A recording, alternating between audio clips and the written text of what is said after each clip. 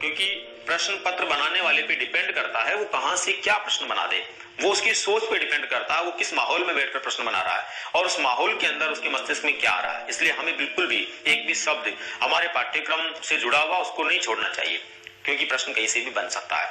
दोस्तों, कई बार ऐसी भी स्थिति बनती है कि जहां हम पढ़ करके फुल स्टॉप लगा देते हैं कि बिल्कुल मैंने सारा कुछ पढ़ लिया है, अब तो कुछ बचा ही नहीं, और फिर पता चलता है कि प्रश्न पत्र बनाने वाला प्रश्न का पहला शब्द वहां से लिखता है जहां आपने पढ़ने के बाद फुल स्टॉप लगाया था।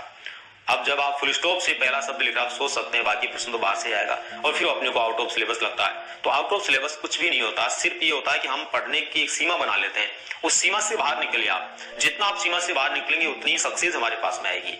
हमें सबसे पहले कंपटीशन लाइन में ध्यान रखना दोस्तों, कोई सीमा नहीं होती है।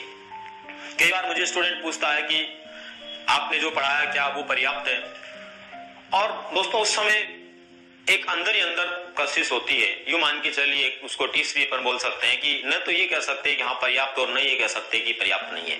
अगर हम ये कहते हैं कि पर्याप्त है तो विद्यार्थी 100% उस पर इस प्रकार से फोकस करता है, उसके अलावा कुछ भी इधर उधर देखने का प्रयास नहीं करता, और एक भी प्रश्न अगर उससे बाहर आता है तो थोड़ा सा हमें भी दुख होता है कि यार हमने जो बताया उसमें से 15 में से 14 क्वेश्चन आए, 15 नहीं आए, एक प्रश्न बाहर से आ गया, और शायद उसको अपने बोलते कि बाहर भी पढ़ो तो शायद उसको सही कर लेता। तो एक तो प्रॉब्लम ये होती है। दूसरा, यदि एक बोल देते हैं कि हाँ इसके अलावा भी आप पढ़ें, तो फिर स्टूडेंट का माइंड इतना डिस्टर्ब होता है कि वो फालतू की चीजें पढ़ना शुरू कर देता है। और जो असली चीज है, जहां मैं सोच रहा हूं, जहां बात कर रहा हूं कि 15 में से 14 क्वेश्चन उसमें से आ गए, तो उन 14 को फोकस नहीं करेगा वो, और वो पता नहीं किसको करेगा, तो 14 भी उसके सही नहीं होंगे। तो इसलिए हमेशा ध्यान रखो, हम सिलेबस को लेकर के मैक्सिमम जो चीजें हैं उनको बिल्कुल पढ़ें, लेकिन उनके आसपास की चीजें भी पढ़ें। क्यों पढ़ें? क्योंकि आप जानते हो दोस्तों, जब रात के समय सड़क पर गाड़ी चलती है, तो सड़क पर गाड़ी जो चलती है, कभी आपने सोचा वो सड़क पे पड़ने वाली लाइट की वजह से चल पाती है या साइड में जो प्रकाश होता है उसकी वजह से चल पाती है? गहराई से सोचना दोस्तों, सड़क पर, सीधी सड़क पर पड़ने वाली लाइट से गाड़ी ढंग से नहीं चलती है।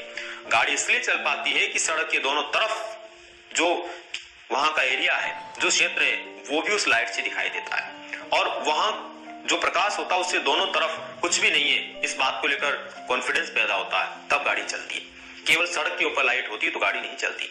इसलिए ध्यान रखो, आप उस चीज को तो फोकस करो ही करो, यानी सड़क पर तो चलना ही है। जो पाठ्यक्रम हमारा है, पाठ्यक्रम को जैसे कि करिकुलम बोलते हैं, दौड़ का मैदान बोलते हैं, उस दौड़ के मैदान पर तो आपको चलना ही चलना है, लेकिन उस मैदान के साइड में क्या चल रहा है उसको भी आपको थोड़ा थोड़ा फोकस करना चाहिए।